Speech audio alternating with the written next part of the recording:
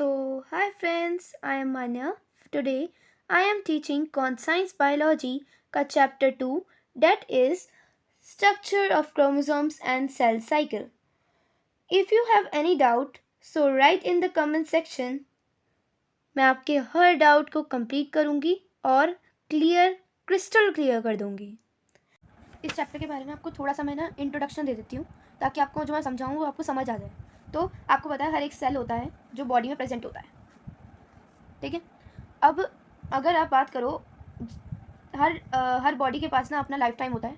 जब life time उसका ख़त्म हो जाता है ना, तो वो अपने आप को मरने के उसमें टाइम में वो करने लग जाता है कि हाँ अब मेरा मरने का टाइम आ गया. तो उसे पता लग जाता है कि हाँ मैं मरने वाला हूँ. तो वो अपने अंदर ना कुछ चेंजेस लाता है. तो क्या है वो चेंजेस? ऐसे ही सेल के अंदर जो चेंजेस लाते हैं ना, वो है ये कि जो सेल के अंदर न्यूक्लियस होता है, ये न्यूक्लियस है अंदर सेल के अंदर, ये पूरा सेल है, ये अंदर न्यूक्लियस है, अंदर होता है क्रोमेटिन फाइबर, ठीक है.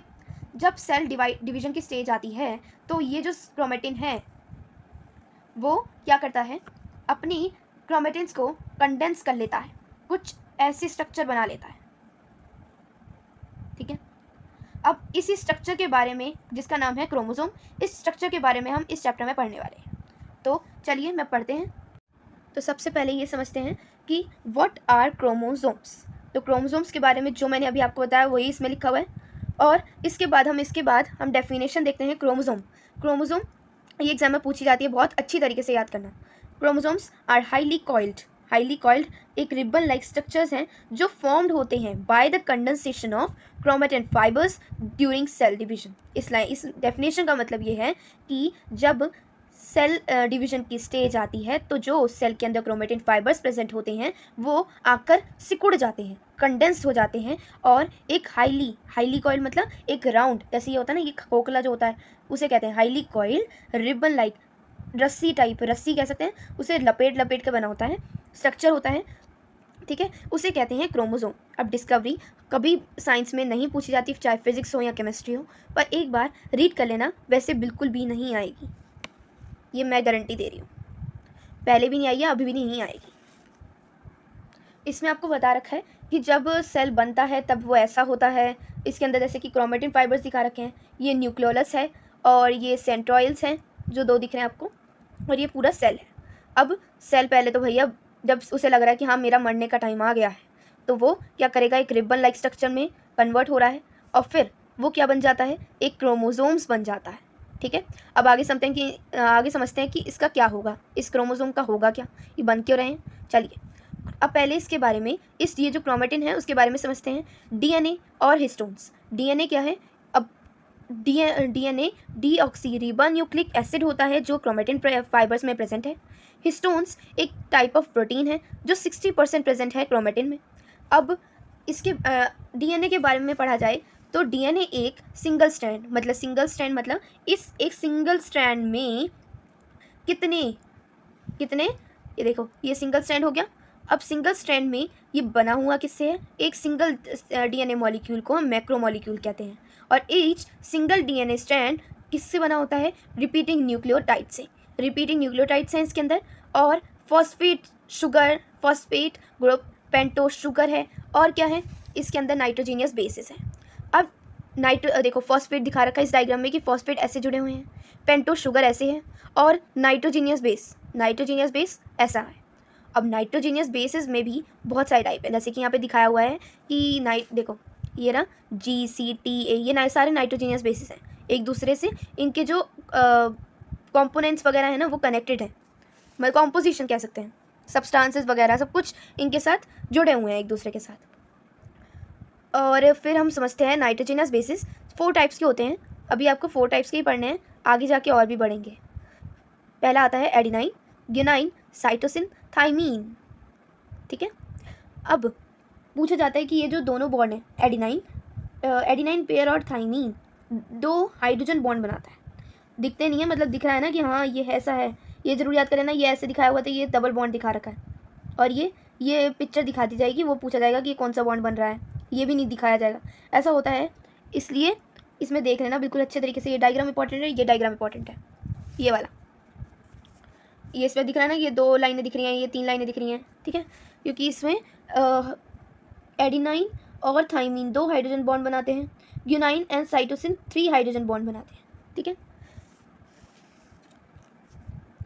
हिस्टोन प्रोटीन एक ऐसा टाइप ऑफ प्रोटीन जो हेल्प करता है डीएनए को पैक करने में, और उसकी ये एक स्ट्रक्चरल डीएनए और पैकेज करके उसे एक स्ट्रक्चर यूनिट को में चेंज कर देता है, उसे कहते हैं न्यूक्लियोसोम्स, ठीक है। अब डीएनए स्ट्रैंड्स 8 हिस्टोन प्रोटीन को बांधता है, ठीक है। अब एक स्ट्रक्चर ऑफ क्रोमोसोम, ये कुछ इंपॉर्टेंट नहीं है, ये पढ़ लेना एक बार और इसे याद कर लेना, एज इट इज़ आ सकता है। Structure of chromosomes, structure of chromosomes क्या है? ये आपको ये जो दिख रहा है ये क्या है? क्रोमेटिड है, और अगर दोनों मिल जाएं तो सिस्टर क्रोमेटिड बन जाते हैं। और इसमें मतलब एक ऊपर वाला हिस्सा हो गया वो अलग है, नीचे वाला हिस्सा अलग है, तो जो जोड़ता है ना उसे कहते हैं सेंट्रोमियर। सेंट्रोमियर एक टाइप से इस पे ये वाली जो बॉक्स है ना ये मोस्ट इंपॉर्टेंट है, क्योंकि इसमें फंक्शन भी है, इसे एक्सप्लेन किया हुआ है कि ये क्या है। एक vertical half of are duplicated chromosome is called a chromatid. Two identical chromatids that are joined by a centromere are called sister chromatids, which eventually get separated during anaphase. Anaphase में अभी फेसेस आगे बताऊंगी, उसे देख लेना, उसमें बताऊंगी कि ये सिस्टर क्रोमेटिड वगैरह की कहाँ पे बात कर रहे हैं। फंक्शन याद कर लेना, दो दे रखे हैं, दोनों याद करना, बहुत आसान है, अभी आगे समझा दूंगी, समझ आ जाएंगे। It serves to attach the chromosomes with spindle fibres during cell division. आगे स्पिंडल फाइबर समझाऊंगी, उसमें बताऊंगी कि जो क्रोमोसोम्स है ना, क्रोमोसोम्स को अटैच जो करता है ना स्पिंडल फाइबर्स में, वो सेंट्रोमियर ही करता है और हेल्प करता है डिटैच करने में सिस्टर क्रोमेटिड्स को। कौन सी स्टेज में? एनाफेज स्टेज में। What are genes? जीन्स क्या है? एक स्पेसिफिक सीक्वेंस है न्यूक्लियोटाइड्स का जो क्रोमोसोम्स में प्रेजेंट होते हैं, जो बताते हैं particular proteins which are express in the form of some particular feature of the body. किसी बॉडी का एक पर्टिकुलर फीचर बताते हैं ये जीन्स। और जीन्स कहाँ पे प्रेजेंट होते हैं? क्रोमोसोम्स पर। लोकेशन ये है जीन्स की location on a chromosome. Need of new sales क्यों है? हमें न्यू सेल्स की ज़रूरत क्यों पड़ती है? ताकि अगर छोटा बच्चा है तो उसमें कम सेल होंगे, और उसे बड़ा होना है तो उसको बड़े होने के लिए सेल्स की ज़रूरत है फॉर ग्रोथ, ठीक है। अब फॉर रिप्लेसमेंट, अगर कोई जैसे कि अब सेल डिवीज़न हो रहा है तो कोई सेल मरेंगे, कोई सेल और मतलब और पैदा होंगे, तो वैसे ही कि फॉर रिप्लेसमेंट कि हाँ रेड ब्लड सेल्स के एग्जांपल ले लेते हैं। रेड ब्लड सेल्स 2 मिलियंस के ज़्यादा होते हैं, पर एवरी सेकेंड ये डिस्ट्रॉय होते हैं और एक न्यू सेल्स बनता है उसी सेल में से, ठीक है। फॉर रिपेयर, अगर आपको कहीं चोट लग गई, आपकी स्किन वगैरह हट गई, तो उसे रिपेयर करने के लिए सेल्स की ज़रूरत होती है। और आता है सेल डिवीज़न। सेल डिवीज़न के बारे में पढ़ते हैं कि ये सेल डिवीज़न का मतलब भी आपको दे रखा है, पहले बटो, फिर बढ़ो, फिर दोबारा बटो, ठीक है। इसकी डेफिनेशन ये है कि the cell must grow synthesize material like protein, DNA etcetera and duplicate its DNA before physically splitting into 2 daughter cells. Perform these tasks in an organized, predictable series of events which is called the cell cycle. Okay? कि हाँ सारा same दे रखा है बिल्कुल, कि हाँ यही word याद कर लो, बिल्कुल इसमें ही गुजरना है तुम्हें। अब आता है cell cycle consist of 2 phases, a non dividing phase. देखो अब सेल साइकिल की जो है उसमें भी 2 टाइप ऑफ स्टेजेस आती हैं। जो नॉन डिवाइडिंग फेज है कॉल्ड द इंटरफेस, एंड जो जिसमें डिवाइड होते हैं उसमें है एम फेज। अब समझ लो इसमें कि इंटरफेस जो है ना वो उसे पता, मतलब उस सेल को पता लग जाता है कि हाँ मेरा मरने का टाइम आ गया, तो उसमें वो अपने आप को प्रिपेयर करने लग जाता है कि हाँ अब मुझे मरना होगा, अब मेरा इस जीवन में कोई औचित्य नहीं है इस जीवन का मेरे लिए, अब मेरे को मरना ही होगा। अब भाई वो जब हाँ डिसाइड कर लेता है कि अब मैं मर ही जाता हूँ, तो वो कहता है कि चलो अब मैं एम फेस, मतलब उस टाइम पे उसका चलता क्या है, एम फेस और सिंपल माइटोसिस, ठीक है। अब इंटरफेस में क्या है? इंटरफेस में क्या है कि 2 डॉटर सेल होती हैं, प्रोड्यूस करती हैं from a cell, are relatively small with a smaller size nucleus and relatively little cytoplasm. These cells are as same as interphase. तो यही है कि 2 डॉटर सेल्स जो हैं वो प्रोड्यूस होती हैं मदर सेल से, और बहुत छोटी होती हैं, और फुल साइज न्यूक्लियस होता है उसके अंदर, और बहुत थोड़ा सा साइटोप्लाज्म होता है जो सेल्स को इंटरफेस में एंटर करने में हेल्प करता है। देखो इंटरफेस में भी 3 पॉइंट्स आते हैं, मतलब 3 फेसेस हैं इंटरफेस में भी। First growth phase, synthesize phase and second growth phase. First growth phase में क्या है डीएनए एंड प्रोटीन बनता है और साइटोप्लाज्म का जो वॉल्यूम है वो इंक्रीज़ होता है। माइटोकॉन्ड्रिया बताया हुआ है कि एनिमल्स में होता है एंड क्लोरोप्लास्ट जो होता है वो प्लांट्स में होता है। ये याद कर लेना, माइटो पूछा जाता है कि प्लांट सेल्स और एनिमल सेल में डिफरेंस क्या है, तो तुम बिल्कुल अच्छी तरीके से लिख सकते हो कि माइटोकॉन्ड्रिया एनिमल सेल में होता है और क्लोरोप्लास्ट प्लांट सेल में होता है। अब divide, these two organelles have their own DNA, इनका खुद का डीएनए होता है। इन लेट G1 फेज ऑल, मतलब ये दोनों डिसाइड करते हैं कि अभी सेल तैयार, अगर ये चीज़ है इसके पास आरएनए है, प्रोटीन है, तो ये बनने के लिए रेडी है, मतलब बटने के लिए रेडी है, डिवाइड होने के लिए रेडी है। अगर इसके पास है ही नहीं तो ये क्या करता है कि दोबारा ना ग्रोथ फेज में ही चला जाता है कि मुझे मरना ही नहीं है। मोर डीएनए, सेकेंड फेज में क्या होता है, डीएनए बहुत ज़्यादा बनता है और क्रोमोसोम्स डुप्लीकेटेड हो जाते हैं। और सेकेंड ग्रोथ फेज की बात आती है तो this is a shorter face है जिसमें डीएनए केवल चेक होता है कि मतलब ये एंट्री का लास्ट ऑप्शन है कि हाँ इसमें क्या होना चाहिए, आरएनए एंड प्रोटीन नेसेसरी होनी चाहिए कि हाँ है या नहीं है, इसमें ये चेक होता है बस, ठीक है। और जो मैं बता रही हूँ बस केवल वो याद कर लो, बहुत इसमें बहुत बकवास लिखी हुई है, जो पढ़ा हूँ वो पढ़ लो बस। इसके 3 पॉइंट याद कर लेना, एक और यही है बस, जो समझाया वो लिख देना बस। इसके 3 पॉइंट याद करना या 2 पॉइंट याद करना, इससे ज़्यादा नहीं आने वाला। ये डायग्राम केवल समझने के लिए याद करना, बाकी ये ड्रॉ करने के लिए बिल्कुल नहीं आएगा। Formation of new DNA, new DNA की फॉर्मेशन क्या होती है, ये जो है ना स्ट्रैंड, ये पहले तो स्ट्रैंड ऐसा होता है, एक जगह से ये स्ट्रैंड खुल जाता है और एक स्ट्रैंड से खुल जाता है तो ये वाला कोना धीरे धीरे खत्म होता जाता है और ये 2-2 स्ट्रैंड बन जाते हैं। कैन सेल गो, ये भी टॉपिक बिल्कुल नहीं आएगा, पर can sell go on endlessly, इस टॉपिक को केवल पढ़ना है, बाकी ये पढ़ लेना, ये भी कोई इंपॉर्टेंट नहीं है। बाकी ये बोला गया है कि सेल साइकिल जो है वो लगातार चलती रहती है या बस रुक जाती है, तो ये है नहीं, कुछ जगहों पर ये परमानेंटली है और कुछ जगहों पर ये टेम्पररी है और कुछ जगहों पर ये जब तक ज़रूरत होती है तब तक चलती रहती है। और ये ये बॉक्स पढ़ लेना तुम, ठीक है, क्योंकि बॉक्स में भी कुछ ऐसा है नहीं, बॉक्स में कुछ नहीं पूछा जाएगा और बॉक्स तो पूछा ही नहीं जाएगा, पहली बात तो यही है। और इसमें ये पढ़ लेना कि cell production and the cell death, cell की प्रोडक्शन कहाँ है कि चिल्ड्रंस में, जब चिल्ड्रंस को ग्रो होनी होती है ना, मतलब उसके अंदर ग्रो होनी होती है, तो चिल्ड्रंस में बहुत ज़्यादा सेल की प्रोडक्शन होती है और एडल्ट्स में जितने सेल्स मरते हैं उतने ही सेल्स बनते हैं और मरते जितने हैं उतने ही सेल बनते हैं। और ओल्ड में जितने सेल बनते हैं, मतलब जितने सेल बनने होते हैं ना, वो घट जाते हैं क्योंकि मतलब उनके मरने का टाइम आ जाता है एक टाइप से, तो इसलिए नंबर ऑफ़ न्यू सेल जो है उनका प्रोडक्शन बहुत छोटा हो जाता है और उनकी जो मरने का सेल्स हैं वो बहुत ज़्यादा बढ़ जाते हैं। अब आया मेन टॉपिक जिसमें बोला गया है सेल डिवीज़न। इसमें 2 टाइप्स ऑफ सेल डिवीज़न है, एक माइटोसिस और मियोसिस। माइटोसिस सेल का डिवीज़न होता है और मियोसिस एक कह सकते हैं कि एक एनिमल का, कह सकते हैं एनिमल के कुछ मियोसिस तब होता है जब कोई एनिमल दूसरे एनिमल को बॉन्ड करता है। तो अब बोला गया है इसकी डेफिनेशन एज इट इज़ याद होनी चाहिए, ये पूछ सकते हैं बहुत, मतलब ये पूरा पैरा ही इंपॉर्टेंट है। जैसे कि mitosis cell division leading to the production of diploid cells, 2 cells की किस लिए, ग्रोथ एंड डेवलपमेंट, पनपने के लिए और उगने के लिए। और सेल डिवीजन ये leading to the production of haploid, एक सेल या गैमेट्स कह सकते हैं उसे। अब मिटोसिस में क्या होता है, एक फेजेस बता रखे हैं, ये भी कुछ नहीं है। फेजेस ऑफ मिटोसिस क्या है, mitosis is completed in 2 steps. अब भैया मिटोसिस की भी 2 स्टेजेस आ गई, जिसमें बताया हुआ है कैरियोकाइनेसिस एंड साइटोकाइनेसिस। कैरियोकाइनेसिस, इसकी स्पेलिंग बहुत याद करना, सिंगल वर्ड में आ जाती है, तो तुम्हारी अगर स्पेलिंग ही गलत हो गई तो तुम्हारे नंबर कटेंगे ही कटेंगे, फुल मार्क्स से तो तुम रह नहीं दो फिर, क्योंकि तुम्हारी स्पेलिंग ही मिस्टेक है। तो अब क्या है, कैरियोकाइनेसिस क्या है, डिवीजन ऑफ न्यूक्लियस है, और साइटोकाइनेसिस साइटोप्लाज्म का डिवीजन है। इसमें प्रोफेज, मेटाफेज, एनाफेज और टीलोफेज, ये as it is series wise याद होने चाहिए क्योंकि ये फेजेस हैं और 1 बाय 1 वन अनदर होते हैं कि हाँ लगातार होते हैं, ठीक है। ये मत पढ़ो, कुछ भी मत पढ़ो, इसे पढ़ लो बस, तुम सही हो। एक बार ये से देख लेना, वैसे आने नहीं वाली, एक बार तुम्हें पता चल जाएगा कि स्पेंडल फाइबर होते क्या हैं। अब स्पेंडल फाइबर दिखाती हूँ तुम्हें होते क्या हैं। अब इंटरफेस की बात की जाए तो इंटरफेस में जो सेल है ना वो ऐसे ही रहता है, उसके पास सेंट्रोइड होता है, क्रोमेटिन होते हैं और उसमें कोई सा भी डिवीज़न नहीं दिख रहा होता। पर अब सेल डिवीज़न कहाँ से स्टार्ट होता है, प्रोफेज से।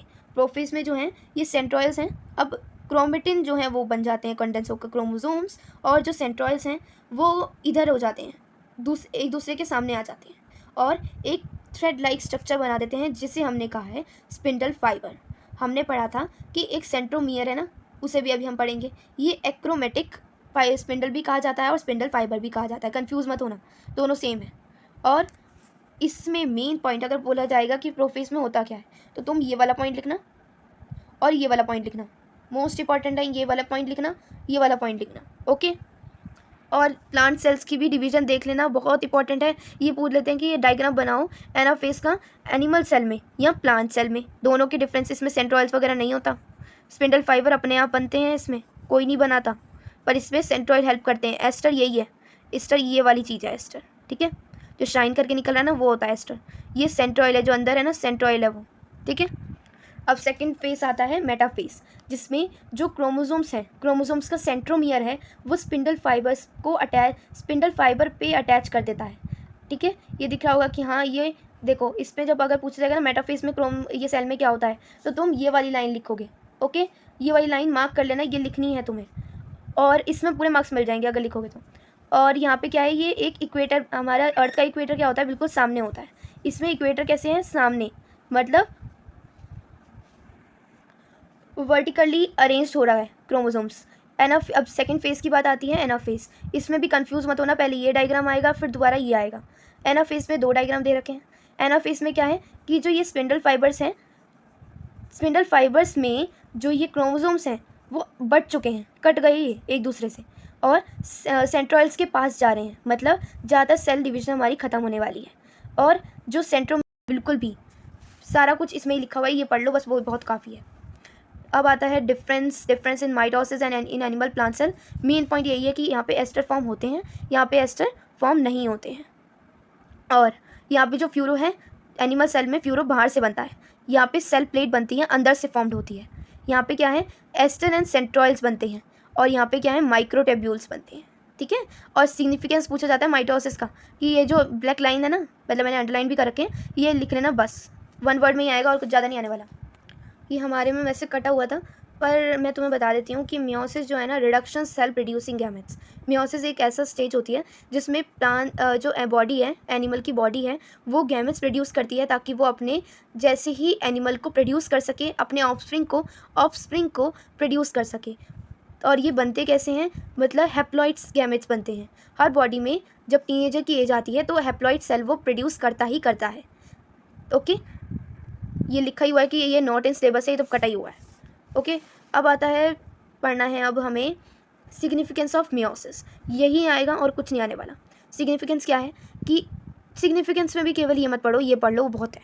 सिग्निफिकेंस में है चाज्मा, एक ऐसा पॉइंट ऑफ अटैचमेंट जिसमें टू सिस्टर क्रोमेटिड्स, देखो अगर टू सिस्टर नॉन क्रोमेटिड्स लिखोगे ना, नॉन सिस्टर क्रोमेटिड्स ज़्यादा हैं, क्योंकि नॉन सिस्टर क्रोमेटिड्स ही मेन कीवर्ड है।